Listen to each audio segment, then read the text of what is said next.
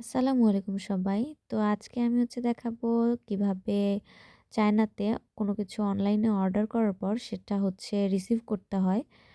আম বাংলাদেশের মতো সিস্টেমটা না। বাংলাদেশে তো হোম ডেলিভারি হয় সাধারণত। কিন্তু চায়নাতে পিনডোডো বা আরও কিছু অ্যাপ আছে যেগুলাতে কোনো কিছু অর্ডার করলে সেটা সাধারণত হোম ডেলিভারি হয় না।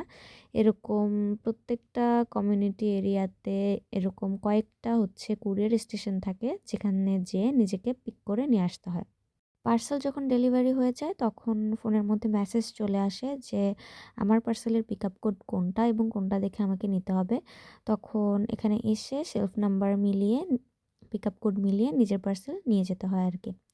তো আপনারা ভাবতেই পারেন যে এখানে এসে তো যে কেউ যে কারো পার্সেল উঠায় নিয়ে চলে যাইতে পারে।